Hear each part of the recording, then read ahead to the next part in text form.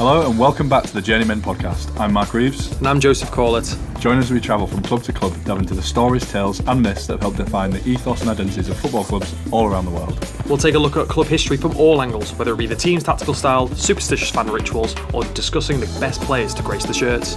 From our base in Berlin, we aspire to give clubs of all sizes a platform to discuss their greatest triumphs and toughest heartbreaks. We'll take you through fascinating untold stories with tales of heroes, villains, promotions, relegations, and everything in between.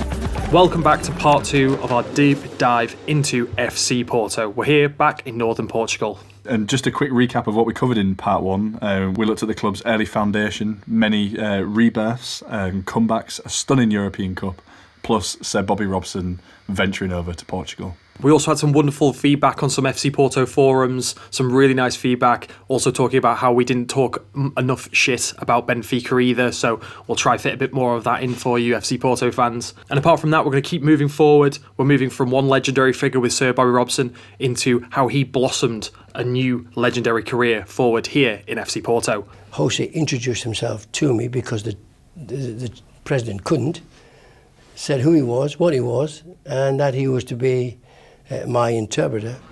Spoke very good English, good-looking guy. Told him not to stand next to me too many times, and we got stuck into the job. It was as simple as that. Jośe Mourinho had grown up with football all around him. His dad actually was a successful professional goalkeeper, Vitória Setúbal and Belenenses, even earning a solitary international cap for Portugal. He would also actually be a manager. He managed several Portuguese clubs of different standings through the 70s through to the 90s. Jose Mourinho remembers vividly one cold-hearted sacking of his father. He's quoted as saying, "I was about 9 or 10 years old and my father was sacked on Christmas Day.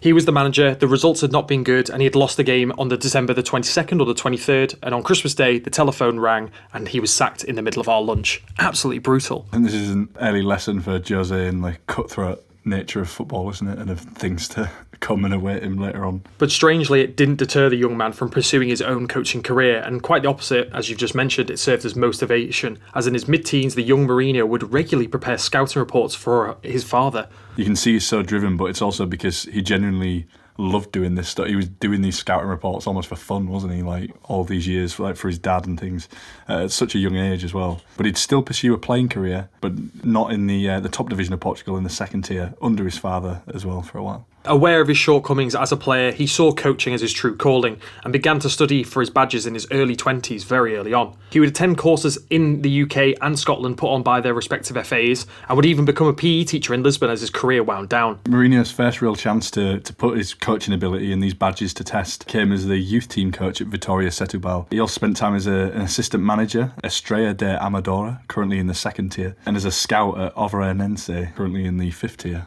Mourinho's name had already started to become a thing in the Lisbon football community, and more importantly, he was a fluent English speaker. Thus, Mourinho began his next role, as mentioned, for a translator for Sir Bobby Robson. And his role quickly developed far beyond that of just a simple translator telling him what someone said. Robson sort of realised that his so-called translator possessed this deep understanding of the mechanics at play on a football pitch. And there's many accounts of how they would actually sit and have long conversations about football, discussing the minute details of the game. Robson utilised Mourinho as a sounding board, leaning on him for his expertise in Portuguese football and help him to prepare for the upcoming matches. Jose would gain a reputation for translating Bobby's statements with added tactical details and even talking himself into trouble, as he would be far more aggressive than Robson towards his players, journalists and referees, of course. That doesn't sound like Jośe, does it? It's great to see he's been like that always. Like, he plays up to it sometimes, but people think he's, it's all for show, but it's great to see even in his younger days, he's just the same. From his time in Barcelona, a Spanish journalist one time wrote, "It's one thing to be arrogant when you're Johan Cruyff, it's quite another to be when you're nobody." Bobby Robson wasn't too bothered about that. He'd say he'd come back and hand him a dossier that was just absolute first class, and he said it was as good as anything he ever received. And Robson even said in 2005 that the dossiers Mourinho would hand him were as good as anything he'd ever received, and this guy was just in his early 30s, never been a player at the top level anyway, or a coach before this, and he was giving him reports better than anyone else ever had. Jose goes on to state the influence with Sir Bobby Robson, saying, "I owe him so much. I was a nobody in football when he came to Portugal. He helped me work in 2 clubs here and then took me to one of the biggest clubs in the world. We are very different, but I got my ideas from football from him." So originally he was with Bobby Robson at Sporting, obviously at Porto, and like you say, went to Barcelona and would also work under Louis van Gaal there as well. Eventually, Mourinho would part ways with Barcelona as well, feeling slightly agitated by the club president Josep Luis Núñez's insistence on dismissively referring to him as the interpreter, a nickname that was picked up by the Catalan press as well. Feeling his apprenticeship had been served, he decided, it's time for him to become the leading man, the main man, the manager, and not just have this translator label and take the big leap into management. Jose going solo, his first crack at management would come with arch rivals Benfica in his native Portugal, surprisingly. Yeah, I never actually knew that before we did this either, that was his first go. And he would replace Jupp Heynckes in a short-lived spell lasting just 9 games from September to December in 2000, coming to a swift end as a result of club politics rather than results. And, this is the first time and not the last Mourinho would become very embroiled in club politics. Mourinho had found himself at odds with the board from the off when he refused to make Portugal under-21 coach Usaldo Ferreira his assistant and went with someone else instead. A few weeks later into the post, Mourinho was even contacted by his old mentor Bobby Robson. Robson had just accepted the role as manager of Newcastle United and he wanted Jose to become his assistant. He was so keen to get the band back together that he even said he would step aside after 2 years and let Mourinho take over at Newcastle United. As we all know, Mourinho did resist this temptation to reunite with his old boss. He suspected that the experienced Englishman, now into his 60s, would find it too difficult to sort of let go of the club he supported as a boy, and Mourinho decided to stick with the plan and make his own path. But it's one of those amazing sort of what-if moments, isn't it? Like, imagine if Jose did another 2 years there as assistant manager and became Newcastle United manager. What would have become of him? What would have become of the club? I wonder if he'd have used the special one line, similar to how he did when he was unveiled at Chelsea. I wonder how Mike Ashley would have took that. Back in Benfica, the current club president came off worse in their election and a new president, Manuel Villarino, came to power. Despite the results having been good, they had just thumped cross-city rival Sporting CP 3-0, for example, but the presidential change left Mourinho feeling his position had become weakened. On the back of a Derby Day victory, he went to see the new president to demand an improved contract. It was a test of loyalty. The president refused and Mourinho resigned on the spot. Again, so Mourinho. During his time at Benfica, the win rate was just 54%, but that reflected more on the instability at Benfica at the time and the squad that he'd inherited. But the squad did feature some interesting names. We love these kind of names on the Journeymen. People like Pierre van Hooijdonk, the striker who played for Celtic and Notts Forest, Karel Poborski, who just joined after his spell at Man United, plus people like Carlos Marchena, Maniche, who Mourinho would get very familiar with over the years, and also the late Robert Enke as well, the German goalkeeper.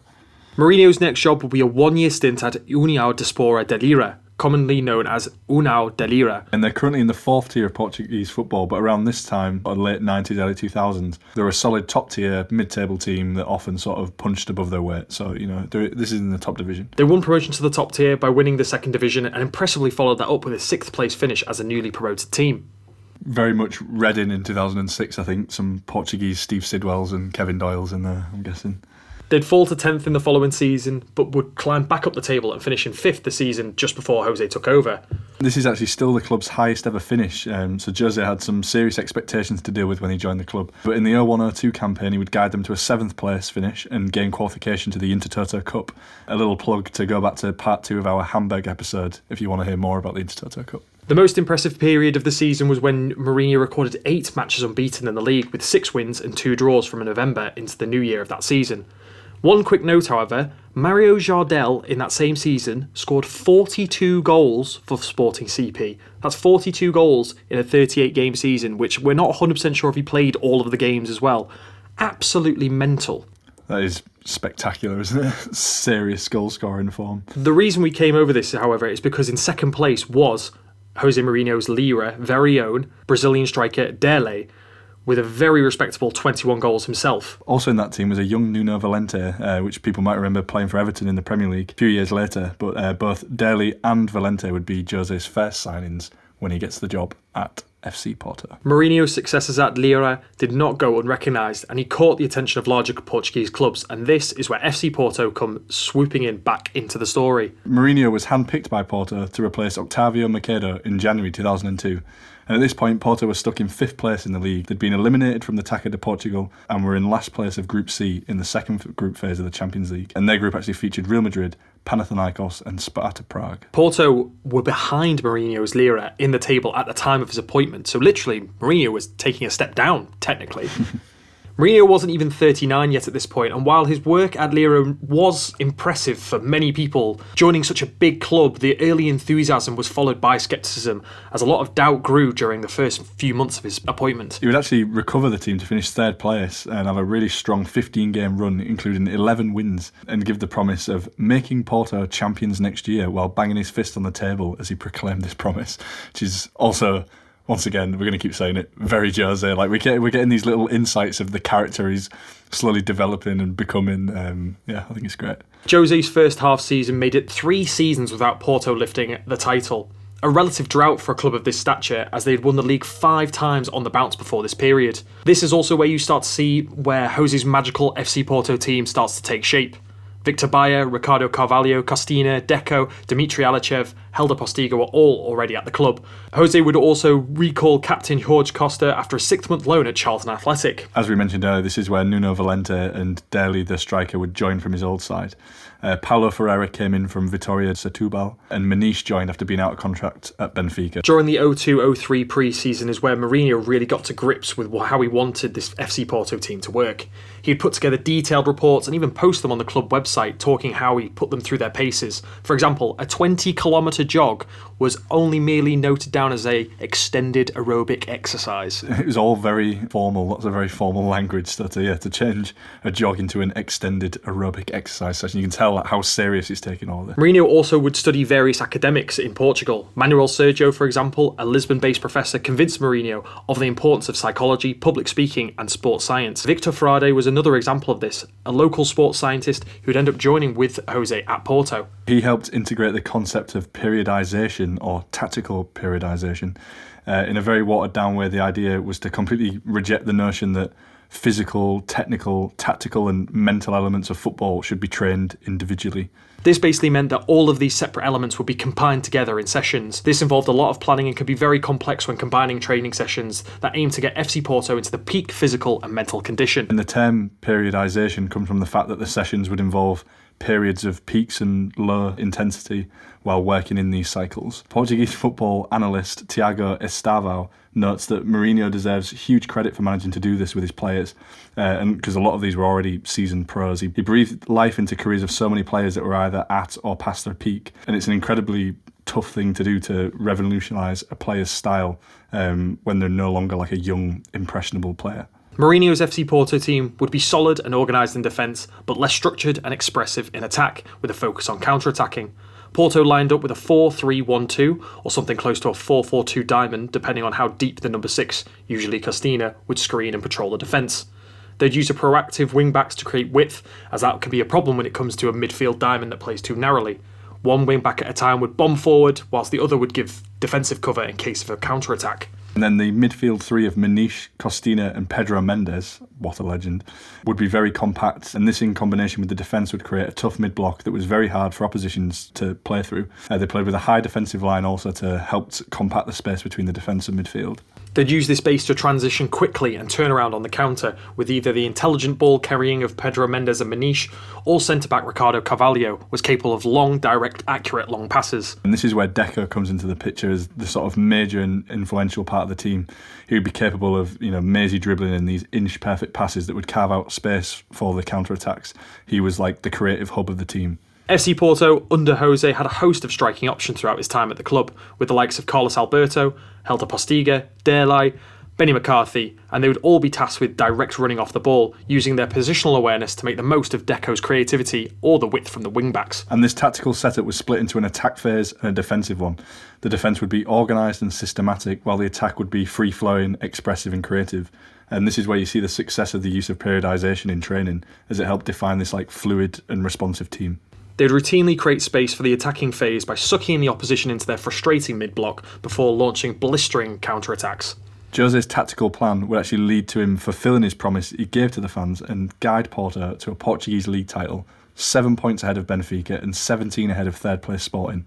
And this is all in his first full season as Porto manager. Helder Postiga would finish as the club's top scorer in the league with 13 goals. And as well as success in the league, Porto would also find great success in Europe. They'd be playing in the UEFA Cup this season, and their first round tie would be against Polonia Warsaw with a 6-2 aggregate win for Porto. Next up was Austria Vienna, a 3-0 win and 2 goals coming from Daly and 1 from Helder Postiga. FC Porto would then beat French team Lyon 3-1 in the third round, with Derlei and Postiga once again getting on the score sheet. Next played out an 8-3 thriller versus Dezellispor in the fourth round, winning 6-1 at home in the first leg before drawing 2-2 in the reverse fixture. The quarterfinals were where Porto would have their biggest scare, as they would lose at home 1-0 to Panathinaikos. Porto would make chances throughout the game, but they were just continually wasteful, and they rarely worked the opposition goalkeeper. So now they had to take on the fierce away atmosphere in Athens with a job to do, which is not something you want to be doing, is it? But just 16 minutes into the away leg, Derlei would fire off a somewhat spectacular effort from outside the box that would glance off the inside of the post and bring the visitors level on aggregate. Some brilliant goalkeeping was required to keep Panathinaikos out, as Victor Bayer tipped a venomous volley over the bar in dramatic style. The game would stay level all the way to extra time, and it would take some poor defending from the Greek side as they misjudged a header to allow Derlei to latch on to the ball and send the keeper the wrong way. This would be enough to send Porto into the semi-finals, where they would meet Roberto Mancini's Lazio team, which featured Diego Simeone, Dejan Stankovic, Enrico Chiesa, which is the dad of current superstar Federico Chiesa, and Claudio Lopez. Under the pouring rain, Porto gave a fantastic display of attacking football. It would leave the Italian side bemused and lucky to have only conceded 4 goals over the course of an extraordinary game. Yeah, Lopez would put the Italians in front with just 6 minutes on the clock before Maniche would reply just 4 minutes later. And then the demolition, as you've mentioned, began. So on the 27th minute, Porto took a deserved lead. Deco had won a corner with a near-post shot. He swung in the resulting kick-in from the right. Derlei jumped unchallenged to head down and across the keeper. And Porto would be quick off the mark in the second half, as Porto scored their third. Deco, with a 35-yard free kick, skidded off the slippery turf and was spilled by the Lazio goalkeeper, straight to the feet of Derlei, who would tap in his second of the game. No end to the pressure, and in the 57th minute, Porto got their fourth. Helder Postiga got the goal his performance deserved as he latched onto a clever ball into the box to fire past Peruzzi and in off the near post. There was one sour note at the end though, as Mourinho was sent to the stands for protesting at a challenge on Deco. Classic Jośe, we're going to say it again. Mourinho was keen to temper expectations, stating, "We have a half-time advantage. There's 90 minutes to go, and those will be very difficult. Lazio are a very good team and can cause us problems in Rome." And despite the 3-goal advantage heading to the Stadio Olimpico, things wouldn't be plain sailing for Porto, as both sides were down to 10 men when striker Helder Postiga and Lazio midfielder Cesar were sent off on the stroke of half-time. Victor Bayer would be required to save a penalty from Claudio Lopez in the second half, but that was it. They survived. Porto had made it to the UEFA Cup final. But what an achievement. So, first full season in a European final. We'll continue on to speak about the successes, but I feel like this achievement in itself is massively overshadowed by what is yet to come. Kind of fair enough, but this in itself is a stellar achievement to help FC Porto regain their face in the European competition. Especially when you consider they hadn't won a league title in 3-4 years before he'd come as well. FC Porto would face Celtic in the final. It would be played at the Estádio Olímpico de Sevilla in Spain. Celtic were at the time managed by Martin O'Neill and had some great names in there. You got people like Henrik Larsson, Chris Sutton, Stelian Petrov, Neil Lennon and Paul Lambert. But prior to this game, no club from Scotland or Portugal had ever actually won the UEFA Cup. To reach the final themselves, Celtic had eliminated the likes of Blackburn Rovers, Celta Vigo, Stuttgart, Liverpool and even Portuguese side Boa Vista. Both teams had been powered to the final by their star strikers.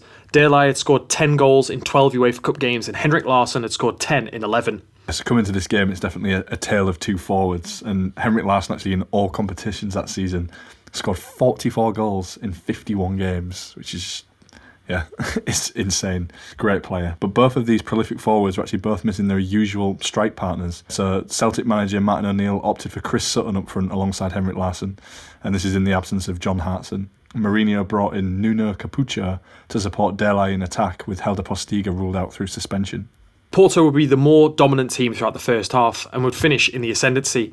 Deco's cross found Dimitri Alichev unattended in the area, but Rab Douglas saved superbly, but Derlei followed up to send the loose ball into the net for his 11th goal in that season's competition. Yeah, but the lead wouldn't last long, as Celtic were back on terms within 2 minutes of the restart, and after a period of sustained pressure, Larsson showed superb timing and technique, arriving and sending a brilliant looping header over Victor Bayer and into the far corner for his 10th goal of the tournament and actually his 200th for Celtic. The pendulum swung back towards FC Porto within 5 minutes, thanks to the brilliance of Deco. His exquisite angled through ball presented Alichev with the easiest of chances, and the Russian finished in style to make it 2-1. But again, the lead was temporary. This time, a mere 3 minutes. Larsson was there again with the leveller, with another header as he rose superbly to head Alan Thompson's corner past Bayer. Yeah, what a game. And this game would then trundle all the way to extra time, with silver goal actually being available to anyone who would get themselves ahead before half-time in the extra period. And the extra time periods were marked with really cagey football, when neither team wants to lose now. We've made it this far. Celtic coped admirably even before Balde was dismissed for a second yellow card after 96 minutes. However, Celtic couldn't hold out. FC Porto piled on the pressure and Derlei pounced on a Douglas block and coolly rounded Jackie McNamara to shoot past the goalkeeper and the two defenders on the line. His 12th goal of the campaign ensured the Brazilian finished with UEFA Cup's top scorer that season, ahead of Larsson. But more importantly, despite Nuno Valente's added time sending off for a second booking, it secured Porto another European title after a 16-year wait. It's great to see all the fans going crazy, and we look at it and you're thinking, little do they know what's going to come in 12 months' time. It's going to get even sweeter. And even adding to that, Porto would later add the 2003 Taça de Portugal to the trophy cabinet and make it a treble after beating Jose's former side, União de Lira, with Derlei once again getting the winning goal after the hour mark. Porto's first ever treble. Wow, what a first full season in charge for Jośe Mourinho. An incredible achievement to get a treble in your first season, and then rounding it off with that Taça de Portugal against your ex-team, with the striker actually also scoring against his ex-team. Amazing stuff, and Porto fans must be thinking, how can this possibly get any better? But it somehow does. It's amazing. We made history because it's the first time this cup goes to our country, so it's fantastic. And at the same time, we did also history because we won in the same season the Portuguese league and the European competition. It's fantastic for us, and I'm proud of the kids, and I'm also proud because the match was incredible match. Mourinho had two objectives ahead of Porto featuring in Europe's premier competition. He wanted to qualify for the knockout stage, and he wanted to take on one of the continent's massive clubs, hoping that in which Porto would put on a show and put themselves and Jośe Mourinho on the radar in Europe and the world stage. Proclaimed prior to the season, we can do some good things, but I don't think we can win it. Only the Sharks that can afford 40 million on one player can do that. Which is also one of those when it's like, when you look back and thinking what job he ends up taking next, it's quite funny looking back. The single meaningful change for the team from the one that had done so much the year prior would be Helder Postiga leaving for Spurs. He'd be replaced by South African striker Benny Mccarthy, but this continuation and cohesion within the team would help Porto greatly. Yeah, and they were in pot 2 for the group draw when ended up rubbing shoulders with Partizan Belgrade, Marseille and Real Madrid, and actually kicked off their campaign with a tough away trip to Belgrade, grabbing a point in a 1-1 draw. In their first home match of the competition, they would welcome the Galacticos to the Estádio de Antas. This is when I think of Real Madrid as a kid, like the amazing team, when you've got Zinedine Zidane, Roberto Carlos, Casillas, Raúl, Ronaldo, original Ronaldo, Luis Figo, Guti, and they just added David Beckham to this list. What a team. But interestingly, they had just let Fernando Morientes go out on loan to Monaco, and he'll be back in this story a little while later. Against all odds as well, Porto would take the lead after just 7 minutes thanks to a Costina header, but Real would rally and win the game 3-1 thanks to goals from Hilguera, Solari and Zidane. The Dragons would get their first win away in front of a full Stade Velodrome. The 59,000 people packed in would witness a hectic game that ended 3-2. The Marseille team led by ferocious striker Didier Drogba, and he'd actually score the opener as well. Porto would respond instantly with 2 quick-fire goals within 5 minutes of the opener. Manish and Derlei responsible. Alichev would get a crucial third goal that would prove to be the winner. It would be much simpler back in Portugal facing Marseille, as Alichev's lone goal would split the teams in a 1-0 win. This result pretty much confirmed FC Porto as the second best team in the group. In the home tie against Partizan Belgrade, Benny Mccarthy would get off the mark in Europe, getting a brace in a 2-1 win. And with qualification confirmed, Porto would get a creditable 1-1 draw at the Bernabeu. Solari get Real Madrid ahead before Delhi slotted home a penalty to keep things all square. So they would end the group phase with 3 wins, 2 draws and 1 loss, resulting in 11 points, so comfortably in the knockout phases. Now, by finishing second in the group, you usually end up playing a tougher team, and unfortunately, they didn't come much tougher than Manchester United. And this particular Manchester United team is one of Sir Alex Ferguson's finest, Ferguson being a friend of the podcast from our Aberdeen episodes. But this squad featuring Giggsy, Van Nistelrooy, captained by Roy Keane, you've got Paul Scholes in there, Ferdinand, a young Ronaldo, Diego Forlan. This is, a great Manchester United team, isn't it? The first leg we played in Portugal, and things didn't get off to a great start for the home team, as an unlikely scorer, Quinton Fortune, would poke home a rebound from Paul Scholes' free kick to put United 1-0 up after just 30 minutes on the clock, a crucial away goal too. Porto started to find their feet with some chances, and less than 15 minutes later, their own South African, Benny Mccarthy, would volley home a nicely taken shot inside the box to level things up, and it would stay that way until half-time. The second half would fly by with chances for both teams to take the lead, but again it would be the South African that would make the difference. In the 79th minute, a high lofted ball was swung into the United box from deep. McCarthy would rise highest, beating Wes Brown and Gary Neville in the air to nod the ball home.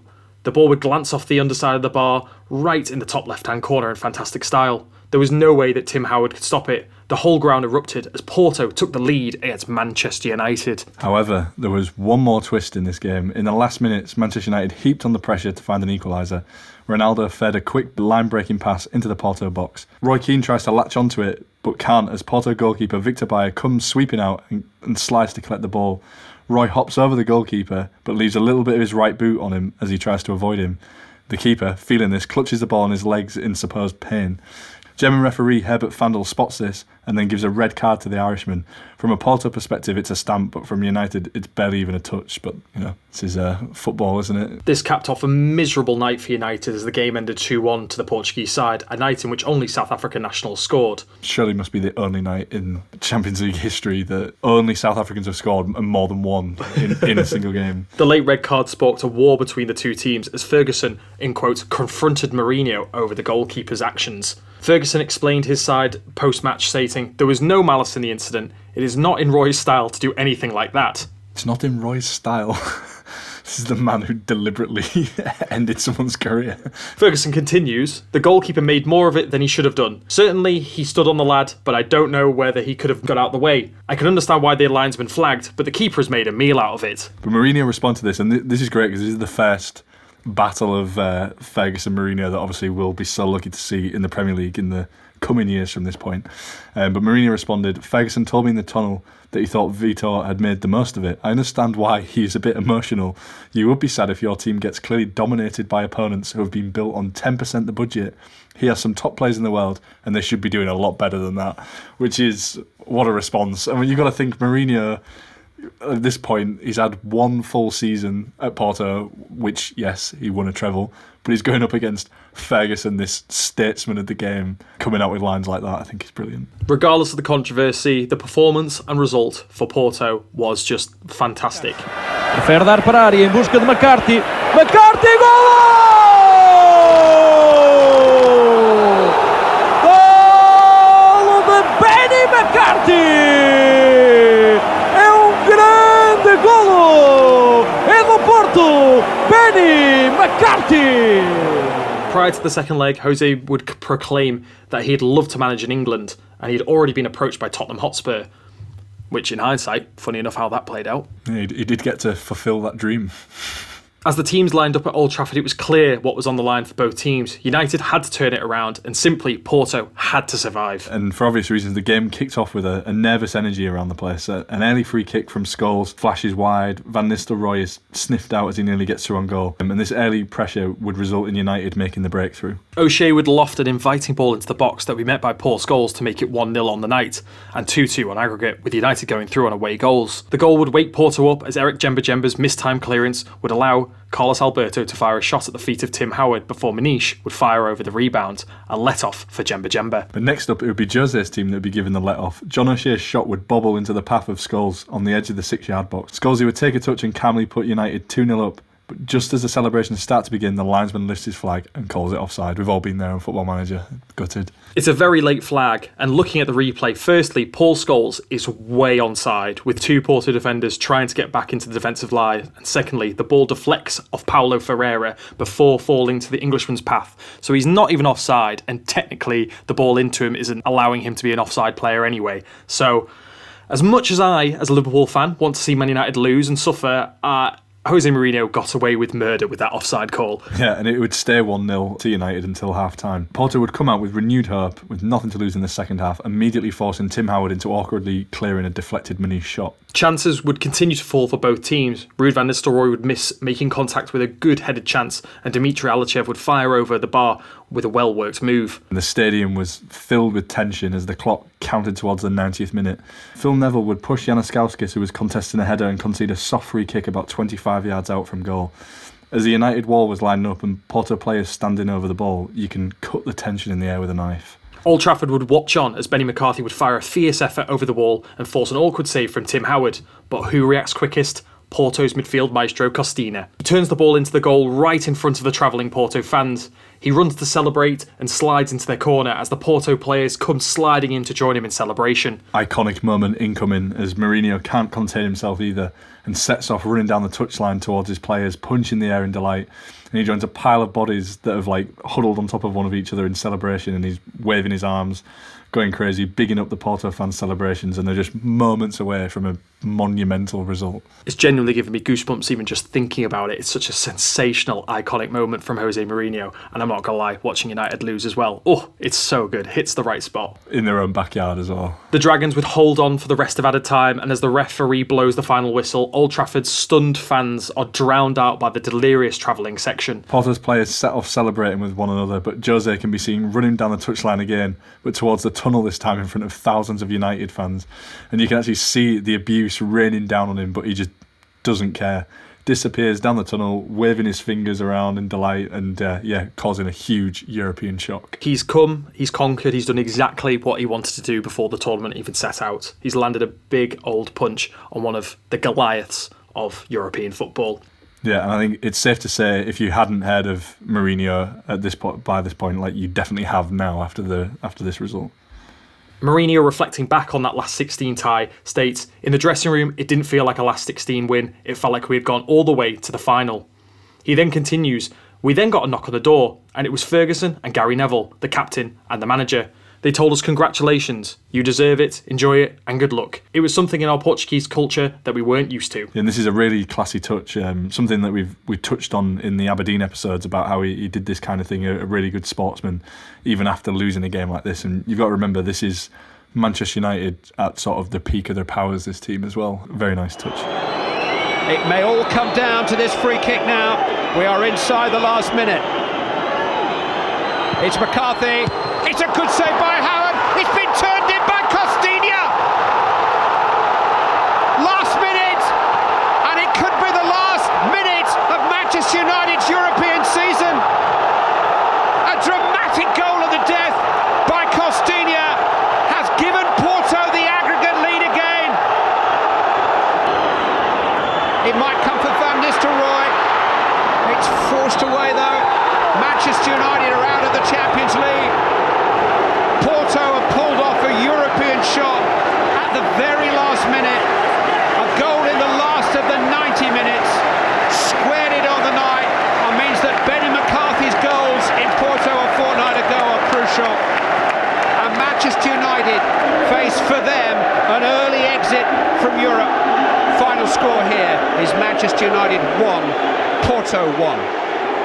It was the first time a Portuguese team had knocked Manchester United out of the competition, and with that giant killing complete, they were into the next round and they were going to face Olympique Lyonnais in the quarters. And it's a Lyon team with some great players in there. One of my favourites growing up, free kick master Juninho, Michael Essien, Florent Malouda and Sidney Govou as well, so some great talent in this Lyon team. Some names that Jose would link up with as well. The first leg would be played at home for Porto, and a goal in each half would allow them to take a healthy lead into the second leg. Benny McCarthy drove Carlos Alberto's flirting cross back across the goal. The ball struck the thigh of Deco, who was rushing into the 6-yard box, and flew past Gregory Coupé in the Lyon goal.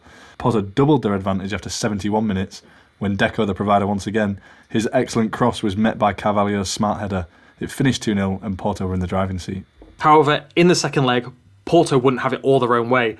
At the Estádio Dragão, Maniche would get an away goal for the visitors after just 6 minutes, but Lyon's Pergay Lunduya would equalise just 5 minutes later. In the second half, Maniche would arrive late at the back post and fire FC Porto ahead once again. Lyon's Eva Nilsson would be given his marching orders after a second yellow card. Stupidité, proclaimed the French commentator as he pulled back Paulo Ferreira. Elba would get an equaliser in the 90th minute, but it wouldn't be enough, and Porto are now into the semi-finals of the Champions League. The adventure continues, and this is where we get to the point where, you know, they won the UEFA Cup last season and fans must now be thinking, like, oh my God, like, what are we going to do? Like, we could potentially get to another European final, a Champions League final. They've got to be asking as well, like, who's up next? And next up will be Deportivo La Coruña. And they were having their own fairy tale run where they actually overturned a 4-1 away deficit at the San Siro to win 5-4 in aggregate and knock out the mighty AC Milan, and this is peak AC Milan as well, who were one of the favourites to actually win the tournament. This Deportivo team is full of classic names. You've got Walter Pandiani, Diego Tristan, Juan Carlos Veleron, Joan Capdevila and Albert Luque. However, in comparison to the drama of Porto's previous 2 rounds in the competition, this would be a much more reserved affair.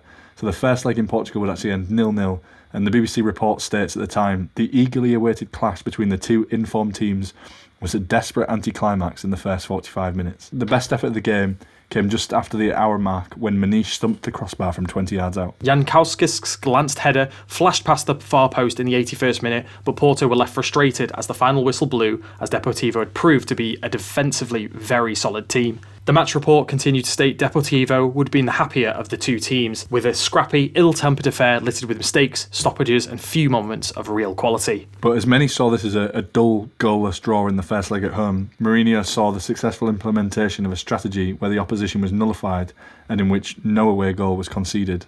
Something that we'd all become very familiar with later Jośe teams. So as Pro Evolution Soccer cover star Pierluigi Collina led both teams out in the second leg, Mourinho's men had it all to do at the Estádio Riazor. Yeah, and as the Champions League anthem rang around the stadium, the atmosphere was electric. The home crowd chanting, Depor, Depor, Depor. And this was a really unlikely meeting for this stage of the competition, and both sets of fans are in absolute euphoria, even being in this position, and they both must think it's written in the stars for them this year. Despite the build-up and the atmosphere, it would prove to be another tense and nervy meeting, just like the first leg.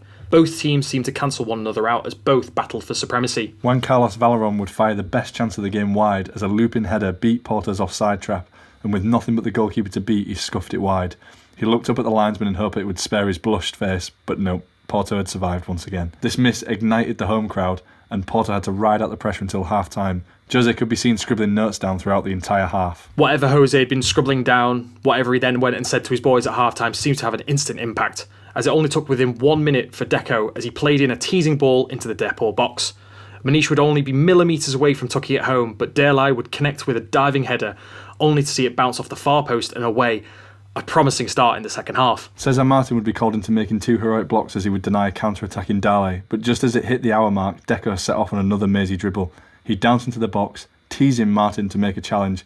As he did, the ball was already past him, Deco was fouled, and Collina pointed to the spot. Dele placed the ball on the spot, took 2 intakes of breath, and slotted the penalty into the bottom left-hand corner, underneath the keeper too. 1-0 to Porto in the tie. The travelling Porto fans went wild as Dele slid on his chest towards them.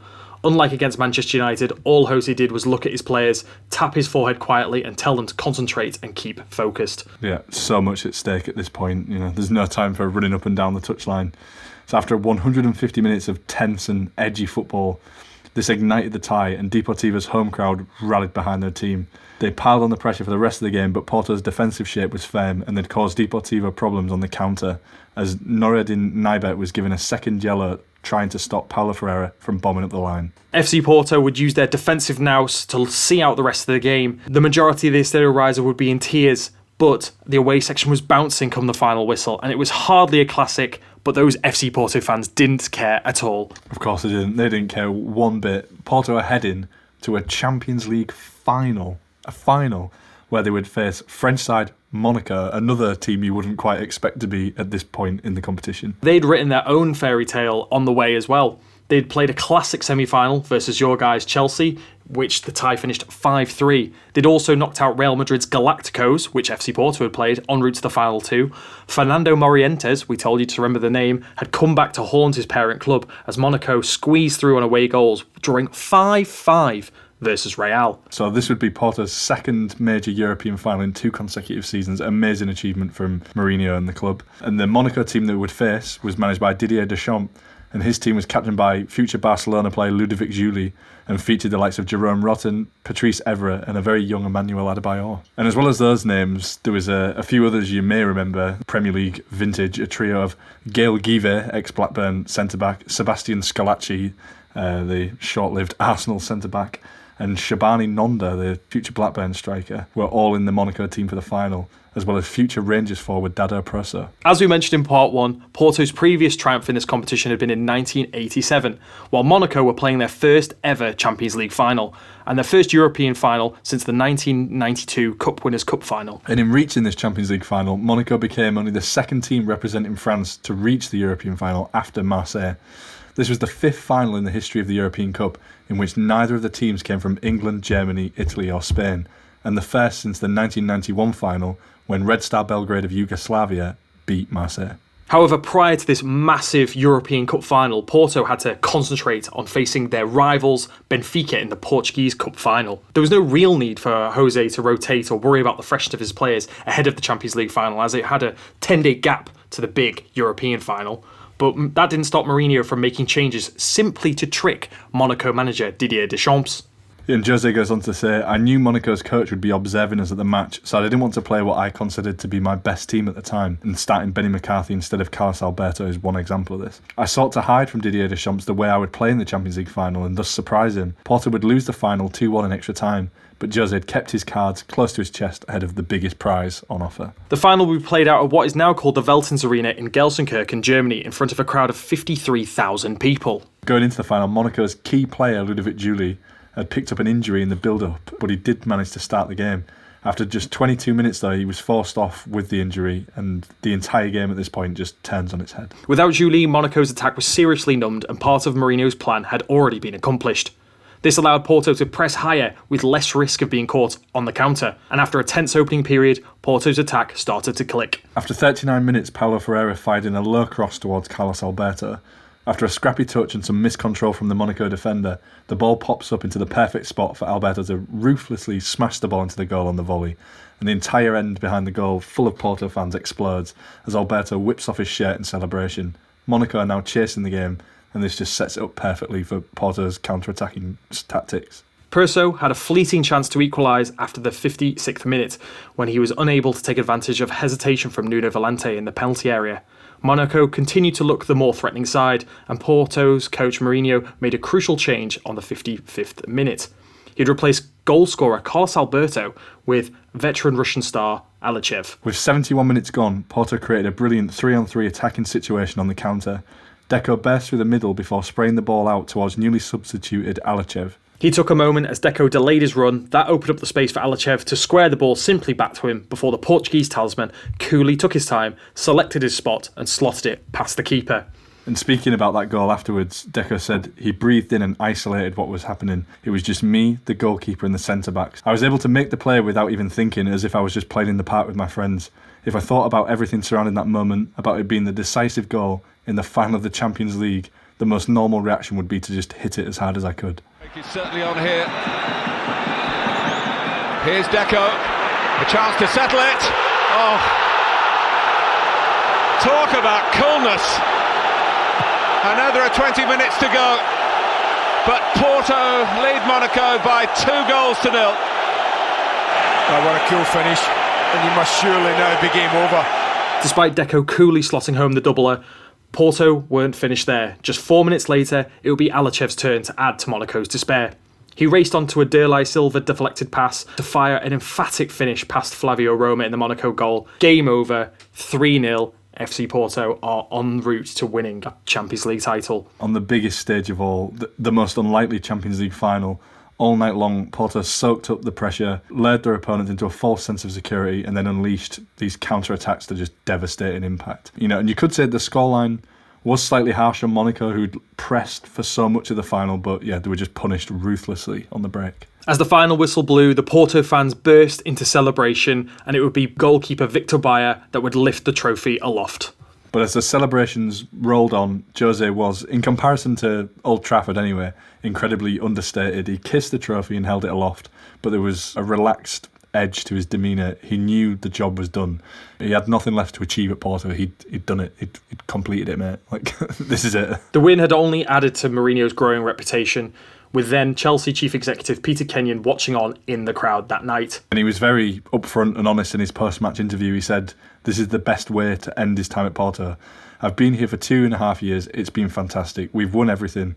We've created a good group.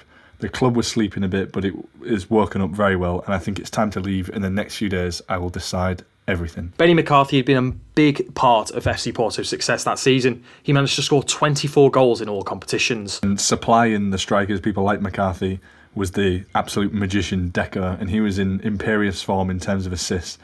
He racked up 6 in the Champions League, and this points back to the tactics we mentioned earlier, where he is the creative hub of this team. It's all set up to use his range of passing, his great running to create the chances. And under Jośe FC Porto, Deco would actually achieve a total of 65 assists, and he also actually grabbed the man of the match in the final just to round off this season in style. Some more unique traits of Porto's run were how successful they were with using the offside trap, and they would continually fool linesmen into giving incorrect decisions, like how we saw with Manchester United. But it seemed to happen so often that it was more than just good fortune. Against Depor, Porto won 4 offsides, one of which was clearly incorrect and denied Depor a 1-on-1 chance. In the final against Monaco, Porto caught the French team offside 12 times, with 3 of them being incorrect again. In a quote at the time, reflecting on this incredible Champions League victory, it was clear that while Mourinho, not necessarily a tactical innovator, he was a great enabler of team spirit and a tremendous mobiliser of human belief. His man management skills were without equal in the modern game. In turn, his team was so well drilled and cohesive that it just resembled clockwork. They were programmed for glory. And this probably links back to the whole idea of the periodisation, the training methods he'd brought in, this well-oiled machine, all functioning perfect and achieving 2 European trophies in 2 seasons. Barring the one Portuguese Cup final, which Mourinho kind of threw to the wind because they had a Champions League final coming up, he had won literally everything it was possible to win domestically and internationally between 2002 and 2004.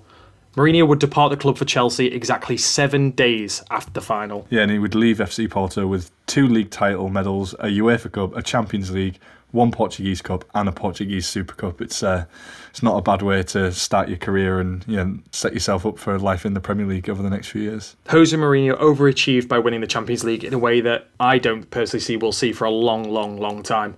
FC Porto are the last club from outside of what is deemed the traditional top 5 leagues to win the big European trophy. However, interestingly, a little side note is the Portuguese league has actually moved into 5th place on the UEFA country coefficients ahead of France. So technically, if PSG or Lille win the Champions League in this year's campaign, they'll become the newest club from outside the top 5, which is a little bit weird to think of, a little loophole there. I think it's bounced back and forth depending on which teams have done well in the group stages of the both Europa League and the Champions League. But yeah, classing PSG as being outside of the top 5 leagues is just a bit mad to think, really. But apart from the little admin coincidence, it's hard to see any team from outside of these top 5 leagues winning the Champions League in the short, medium or even long term. So bravo to Jose Mourinho for pulling this off. It is an amazing achievement, and like you said, especially as we move to this time when the big clubs now are so dominant, it's really hard to see this being repeated anytime soon, isn't it?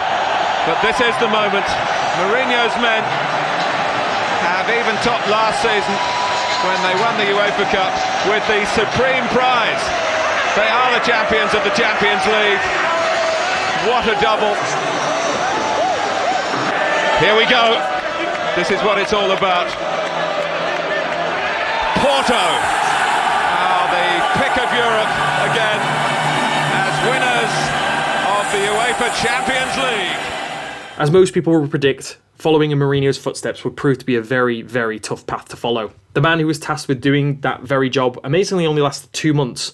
Luigi Del Neri was fired without ever actually taking charge of a competitive game, as Porto officials were irritated by the amount of time Del Neri spent away from the club. He took 2 days off some weeks and didn't even attend some training sessions, alleging that he had missed flight connections whilst returning back to Portugal. Like I said, people would have predicted it was tough to replace, but not this hard, where you're firing a manager who hasn't even managed a game. It's pretty special. And players and officials were also rumoured to be unhappy with Del Neri's handling of the team, so he was dispatched, never managed a game, and various managers would follow over the coming years with varying degrees of success. Gisaldo Ferreira was one of the longer lasting managers and achieved 3 league titles, as well as a very respectable win rate of 67%. After Ferreira resigned to take the Malaga job, history seemed to repeat itself as another Bobby Robson disciple came to the floor. And that would be none other than Andre Villas-Boas. And after finding himself living in the same apartment block as Bobby Robson at the age of 16, he compiled and then delivered a critique of the then Porto manager's tactical approach, questioning the omission of star centre-forward Domingos Pacienza. And following a debate between the two, Robson appointed Villas-Boas to Porto's observation department. So this is so similar to how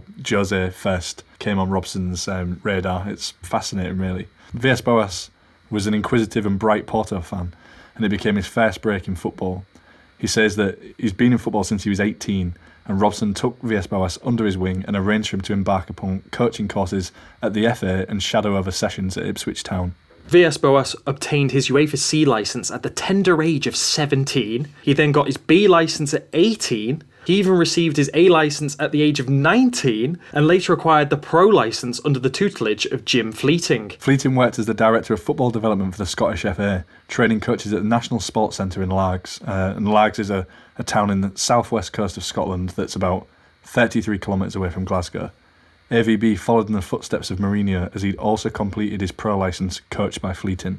After a short stint as technical director of the British Virgin Islands in his early 20s, Andrés Villas-Boas ended up as Jośe Mourinho's opposition scout at Porto, Chelsea and then Inter. Just as Mourinho had been Robson's opposition scout and became a manager in his own right, so did Villas-Boas. Yeah, and a little nugget of information we found out during the research, which I'd never heard before, is basically the reason why Villas-Boas has spoken fluent English since childhood, is the fact his grandmother is from Stockport in England. It's a very odd connection to such a small part of England. Nowadays, the likes of Julian Nagelsmann has made it more accustomed to managers hitting the big time at such a young age.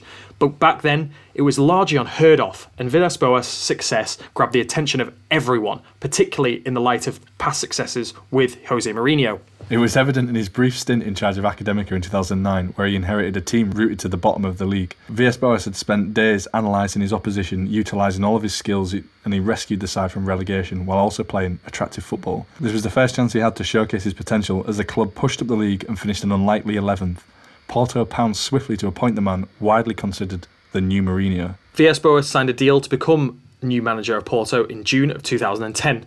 2 months later, he won his first trophy as manager when Porto defeated arch-rivals Benfica 2-0 to win the Portuguese Super Cup. What a way to start for the young man. And the success kept rolling. He went on to immense success with Porto, leading them to an undefeated season in the Primeira Liga, only the second time this had ever been achieved, winning the title by more than 20 points and only conceding 13 goals all season. He guided a team that I think we'll all recognise names from. They had the likes of João Moutinho, Radamel Falcao, James Rodriguez, Nicolas Otamendi and Hulk in his side. A nice contrast when we think back to Mourinho basically used to effectively formulate his tactical approach by working backwards from the opposition, becoming something of a reactive manager, whereas Villas-Boas was way more attack-minded, a real uncompromising approach. Villas-Boas could count upon Radamel Falcao to sensationally finish anything that came to him in the box, and the unstoppable force of Hulk deployed on the right flank and encouraged to cut inside and blast towards goal.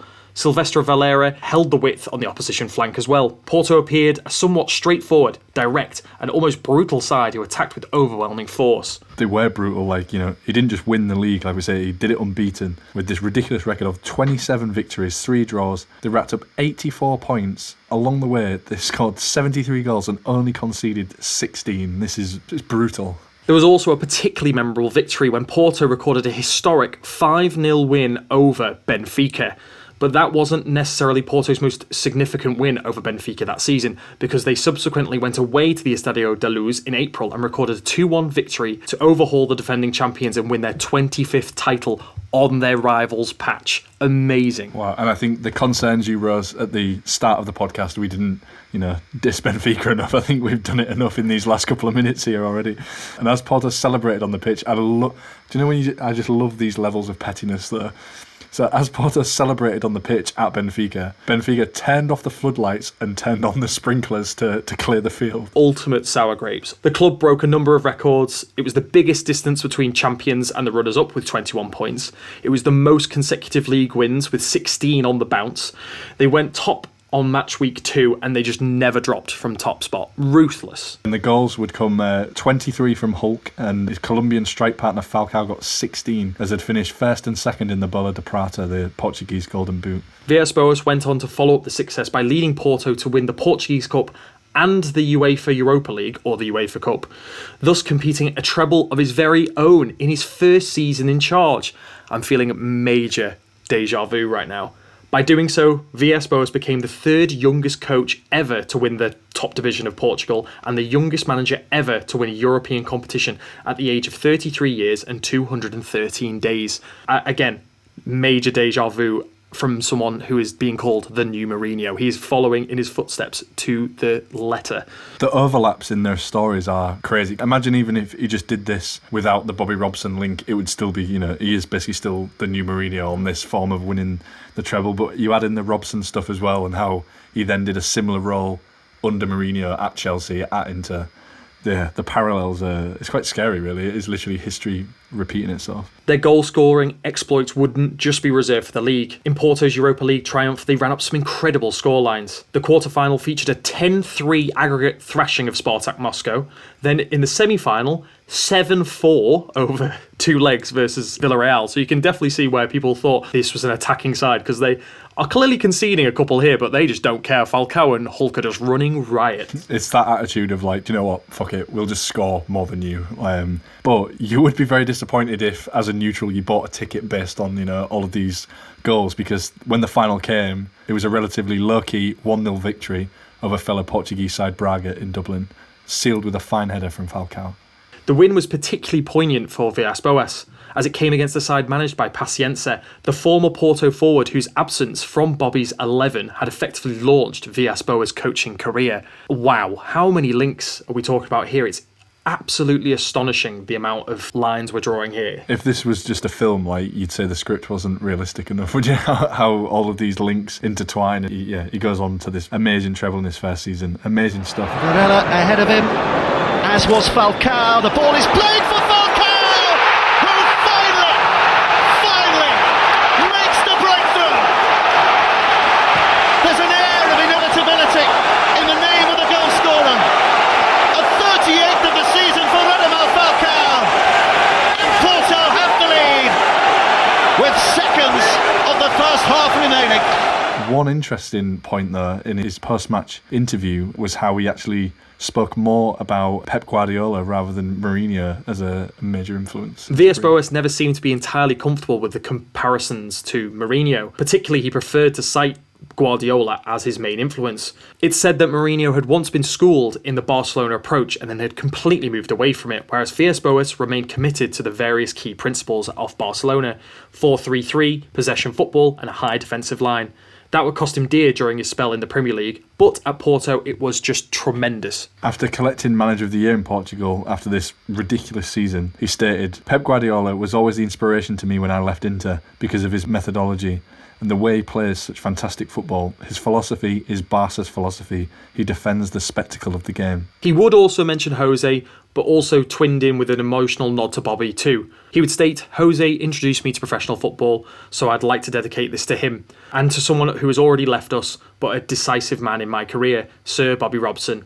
I have never had the opportunity to say farewell to him, and I must thank him for everything he has done for me." What a way to say goodbye to a legend after achieving all he has done at FC Porto. Yeah, and in June 2011, Villas-Boas tendered his resignation as Porto manager, and once again, we're going to see this freakish deja vu history repeating itself again, because what happens shortly after a young Portuguese manager wins a European trophy for Porto? He then becomes the manager of Chelsea not that long later. So Chelsea confirmed the appointment of AVB as their new manager on a 3-year contract with immediate effect on the 22nd of June 2011. They directly paid Porto a world record fee of €15 million, or £13.3 million, as compensation for Villas-Boas to activate his release clause and free him from Porto. That was a record for quite a long time, I think, until Nagelsmann recently to Bayern Munich, wasn't it? It's the highest fee for a manager. Villas-Boas, speaking about his time in Portugal, says, "My achievements with Porto will always be the most important achievements, because Porto is my hometown club. I achieved them immediately, but they were the most difficult ones too, because they came at a time in my life when I found the most pressure towards myself inside. I was totally immersed in my job,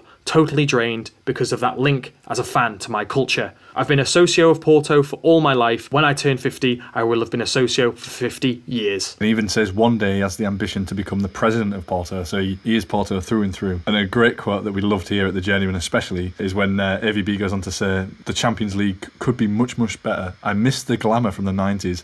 The colours of the shirts look different. They even looked more vibrant then. I collect memorabilia. I've got Boca shirts, Milan shirts, Porto shirts. The colours, they look so different. They don't have to be filled with sponsors. It's just one of those like classic nostalgic lines that we all at the Journeymen here can agree with fully. We just want to see less sponsors and more of those iconic colours. Especially less betting sponsors and cryptocurrencies and crap like that, I think. But back to FC Porto. So AVB, he'd rocked up as a fan of FC Porto, won 4 trophies, then pocketed them a world record fee as a manager, and then bounced off. What a success for Porto. And that's before you even get to his ridiculous win rate of 84.48% as well. Using this forward momentum, Porto would rack up another completely invincible season in the Portuguese top division, again under the management of Victor Pereira. Despite being powered by Jackson Martinez's 26 goals, the league pretty much fell into being a straight shootout game for the title as both Porto and Benfica faced off in the second to last game of the season. Benfica sat top thanks to their goal difference. Both were still undefeated as they'd drawn 2-2 in January of the campaign, but this was now the business end and everything was on the line. Who could keep their flawless record and who could get one hand on the Portuguese league title? Yeah, and it would be Benfica that would get off the mark quickly as Porto failed to effectively clear from a long throw-in. The ball came sailing into the box and in the 19th minute it fell to Garay. His effort was blocked, but the ball deflected into the path of Lima, who was floating in an onside position to slam home into the empty net. A response was needed, and a response was what the Porto fans got, no matter how fortuitous. Sylvester Vieira caused all sorts of trouble down the left wing, forcing the equaliser just 6 minutes later. His cross from the left flank, blocked by Maxi Pereira, catched the Benfica's keeper flat-footed. He scrambled to try and prevent the cross sneaking in at the near post, but all he could do was help it in on its way. Now we're getting to the point where an individual display of composure could be enough to edge this tie either way. And this is when Kelvin enters the picture. Possession was recycled as Benfica tracked back. Kelvin picked up the ball in the centre circle before feeding Liedson out wide. He continued his run and received the ball back. And at this point, I can't quite tell if his touch is terrible or perfect, as it loops the ball up and before it even had a chance to hit the ground, he struck it and found the far corner. And basically, in doing so, he pretty much wins the league for Porto in one swing of his left foot. Kelvin's goal would come in the 90th minute and would send Pereira into full Jośe Mourinho mode as his excitement took him running down the touchline in celebration. Meanwhile, in the opposite dugout, Benfica's coach would just drop to his knees, staring blankly at the floor with crushing acceptance that FC Porto are en route to winning another league title. Absolute drama. And just one game to go, that's it done, I think. As the final whistle blew just minutes later, Porto's stadium burst into celebration as the players, coaches and staff all hugged and celebrated on their home turf. In a team of soon-to-be essentially world stars, it had been the young Brazilian Kelvin on off the bench to decide the game and the title. Passa para o ápice da bola já para o Liedson no levezinho, vai com o Luizão, dá a bola para a área, para Kelvin,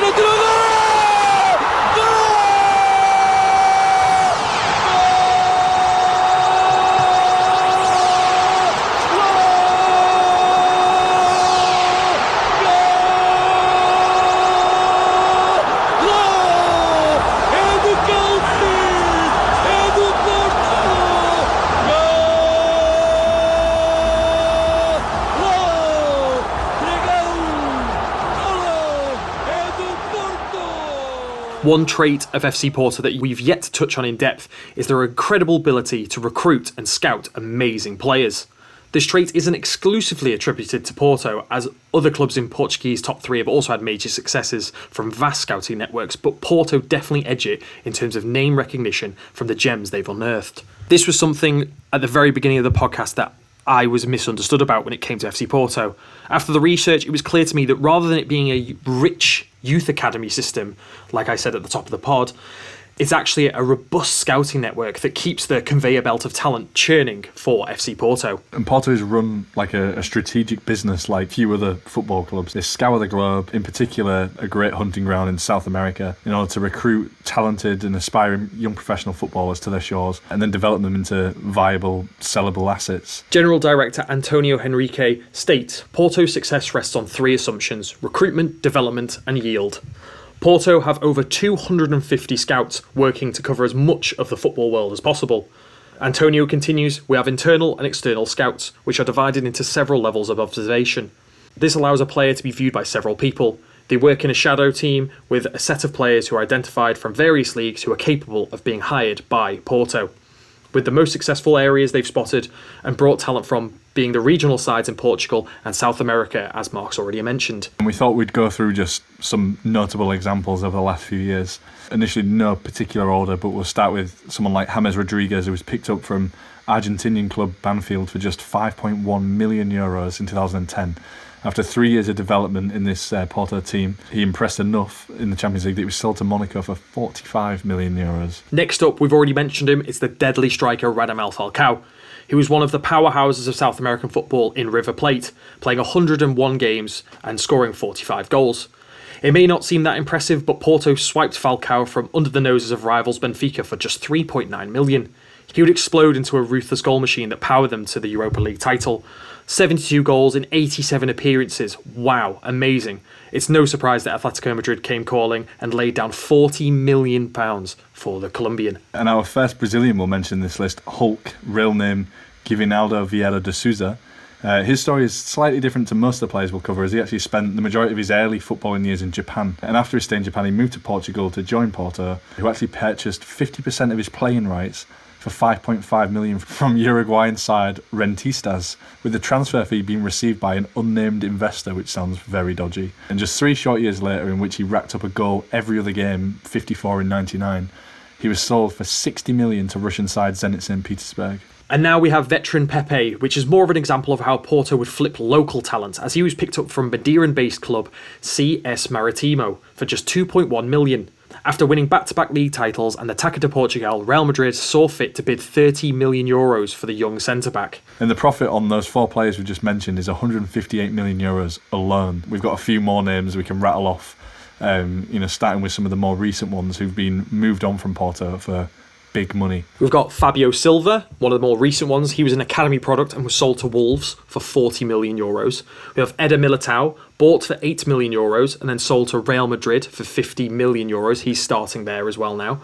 We have Andre Silva, who's currently playing his trade in Germany at RB Leipzig. He was an academy product too and sold for €38 million to AC Milan. And then after that, we've got people like Ruben Neves, who was also an academy product, sold to Wolves, who were then in the Championship, for €18.6 million. People like Diego Dallo, who was an academy product and was sold to Manchester United for €15 million. Jackson Martinez, who we mentioned earlier, bought for €8.8 million, sold to Atletico for €35 million. We've got Danilo, bought for €5, sold to Real Madrid for €31. We've got Alexandro, bought for €9.6 million, sold to Juventus for €26 million. We've got Mangala, bought for €5 million, then sold to Man City for €45 million. Bruno Alves, an academy product, sold for €5 million. Basingwa, bought for €1 million, sold to Chelsea for €20 million. Anderson, bought for €7 million, sold to Manchester United for €30 million. Deco, bought for €8 million and then sold to Barcelona for $28 million. Ricardo Carvalho was an academy product and sold to Chelsea for $38 million. And then finally, one of your favourites, Mark. Paulo Freire, who was brought in for $2 million and sold to Chelsea for $20. Incredible business going back over the years there, and there's loads of others for slightly lesser fees. We've just picked out the headline ones there, but just a great example of how this club is run and the profits they make from flipping these players over. You would think that this constant churn of players would create like an uncertain, unstable atmosphere for FC Porto to thrive in. However, this is why it's said that Porto managers are thrown in at the deep end. It fits well because those that swim at Porto seem to become great of the game. The current Porto president said that one of the most fundamental values of the club is making players feel happy. He says in some cases you have a very young player move into a new continent, a new city, a new club, and those factors could be a serious problem, but it's not the case with Porto. They're set up to deal with this. Players come here and they feel at home straight away. They immediately understand they've signed for a great club with a winning culture. It seems like a derogatory word in this kind of age of football talk, but FC Porto are a selling club and by God, they are fantastic at it. The president continues, we have to permanently study the youth market. This allows us to keep fighting despite having budgets 20 times less in respect to the outcome of many other leading clubs. Year after year, we lose great players and then put our faith in players with great potential. Yeah, it's just a production line of stars of European football, isn't it? It's very impressive. And this continues to work even in this current season. You couldn't really design a more ideal season for FC Porto fans. FC Porto currently sit top of the Liga Portugal, 6 points clear of Sporting CP. They are still yet to lose a game in the league and are on a 15-game winning run. Immense. Yeah, played 20, won 18, drawn 2. We're following this season very closely to see what they can achieve this year. They've already faced off against both of their top 3 rivals in Sporting and Benfica, and they remain unbeaten with a 1-1 draw against Sporting in the league. Sporting took the lead, but they were pegged back late into the game with a brilliant solo effort from Luis Diaz as he took the ball down on the near side, jinked past one, then 2 Sporting defenders and unleashed an bending effort into the far corner of the goal. Then in the space of 1 week, Porto and Benfica faced off twice in both the Taça de Portugal and then the league, with both games taking place at the Estádio de Dragão. First up was the Cup, which ended 3-0 to Porto in a hectic game, which saw another 3 goals chalked off thanks to VAR. Eva Nilsson scored in the opening minute, after 30 seconds actually to be precise. It would only take another 6 minutes before Vitinha lofted the ball into the Benfica net to double the lead. Darwin Núñez would have a goal disallowed for a tight offside call, all before Luis Diaz was played in behind. He would take a touch to settle himself before unselfishly teeing up Eva Nilsson to thump home into the gaping net. 3-0 up before half-time, and the Dragão is in dreamland. But the drama didn't end before the half-time whistle, as the man who'd netted a brace for Porto, Eva Nilsson, was given a second yellow card and sent off right on the stroke of half-time. In trying to stop a Luis Diaz-led breakaway, Otamendi would be given a second yellow and sent off too. From the resulting kick, Sergio Oliveira whipped the ball into the box with pace and would see it fly all the way into the goal, but another marginal offside call would disallow that too. And in just 7 days, these two teams are going to do it all over again. This time in the league, the game wouldn't quite kick off at the same frantic pace as the one prior 7 days ago. It took to the 21st minute for the first disallowed goal from Pepe from just being offside, and it was back to 0-0, unfortunately for FC Porto. Just 10 minutes later, the first goal would come, however, for the Dragons, with Fabio Vieira slotting home at the far post after being worked into the Benfica box very nicely. And Pepe would finally get on the score sheet just 10 minutes later when he met a lovely ball into the box with a powerful header. Once again, Porto are 2-0 up and looking on top in the O Clásico. Benfica would come out swinging in the second half and nab themselves a goal with a Yaramchuk tap-in. But then they would see themselves reduced to 10 men thanks to Almeida getting a second yellow card. But then, just after the hour mark, Tarimi would re-establish the 2-goal cushion, and that's how it would end. What a week for FC Porto. 2 wins over your most hated rivals in 1 week. Ideal. And Porto fans must be happy now. We've mentioned them beating Benfica a lot, haven't we, now, in this last hour, I think. It's been fun, but it's also been fun to look through the current squad, and the likes of Luis Diaz has been one of the most standout players over the season. And he's been one of the best of the current crop at Porto, and he's currently in his 3rd season in Portugal after moving from Atletico Junior in the Colombian top division. He seems to be incredibly versatile, playing in a whole range of positions from left wing back. He's even had to fill on the opposite flank at right wing and right back. He's an exciting player to watch as he's electric with the ball at his feet, usually gliding past defenders with ease. He hit the ground running this season, as throughout all of last season he played in 30 games and scored 6 goals while assisting 5. While into this season he's already racked up 14 goals and 4 assists, averaging a goal involvement every game in the league. From his versatility, you can see over the summer why he was linked with a move to Rafa Benitez's Everton as part of the deal, which would maybe see James Rodriguez returning back to FC Porto. Everton clearly wanted to get James' wages off the books, and Diaz looks like the perfect Rafa player. Exciting with attacking talent, but not afraid of the defensive work. But due to the demands of the Rodriguez camp, the romantic return didn't happen. His performances in this season's Champions League continue to showcase his talent, while producing goals and assists in Portugal saw him attract admiration from the likes of Tottenham and Manchester United. But it was a team that he'd face in the group stage of the Champions League this season that agreed to buy him during this January. And it would be Liverpool, I see you smiling over there, as they swooped in a £37.5 million deal plus $15 million in add-ons. Porto seemingly lacking funds after falling out the Champions League, and they accepted. And I think we can say he's undoubtedly the newest and most recent success of this FC Porto scouting machine and model. However, another rising star, and probably the brightest star now of this current FC Porto crop, is current 21-year-old Vitinha. We'd already mentioned him with his lofted goal against Benfica. He's already graced the shores of England as well, with a loan spell at Wolves, obviously, because they have a huge Portuguese contingent. With the rest of the Portuguese national team. But the Midlands club decided against confirming the 20 million option to buy, and since returning back to Portugal, he's hit the ground running with 15 league appearances plus featuring in all of FC Porto's Champions League group games. Yeah, and with the departure of Luis Diaz, it seems like he is the next big star coming from the Portuguese league. One more younger player that's caught our eyes is Eva Nilsson. Again, we've already mentioned him for his impact against Benfica. Bought from Fluminense for €8.7 million in the summer, he's not been a particularly regular starter, but with just over 900 minutes for FC Porto, he's provided the third best rate of goals and assists per 90 behind Luis Diaz and Mehdi Tarimi, grabbing 8 goals and 2 assists in the league, with 2 in the cup against Benfica, as we've already mentioned. So he's surely en route to becoming a fan favourite already. And finally, we've got Mehdi Tarimi. The 29-year-old Iranian striker is tasked with being the experienced head now at FC Porto.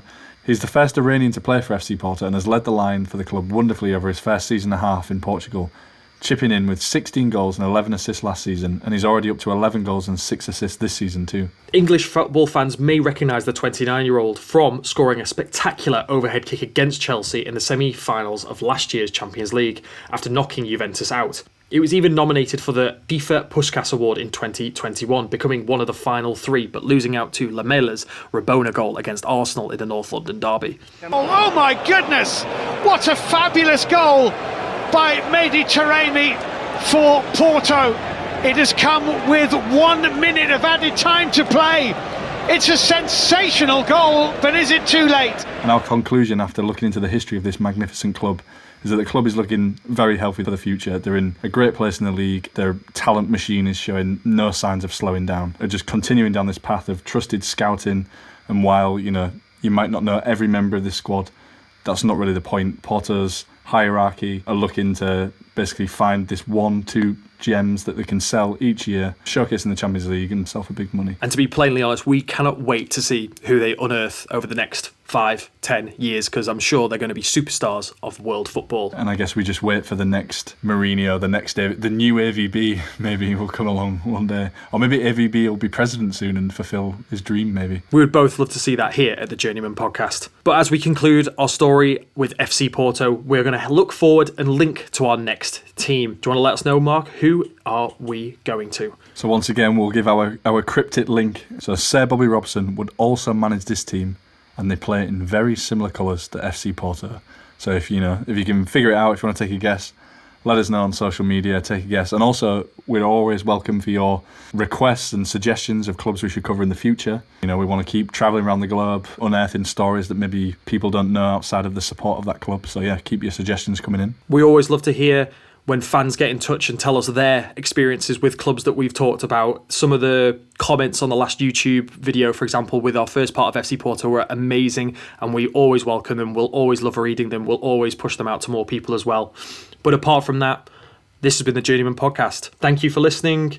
Make sure to drop us a rating on Apple Podcasts. I think you can just about start doing that now on Spotify, and it really helps us push us up the algorithm charts, helps us get into the feeds of more and people. Make sure to check out our social media pages on Twitter, Instagram and Facebook. We love sharing these stories. This is exactly where we'll do it. And apart from that, as I've said again, this has been the Journeyman podcast. I've been Matt Reeves. I'm Joseph Corlett. Join us next time for another travel around the football globe. See you next time. Bye-bye.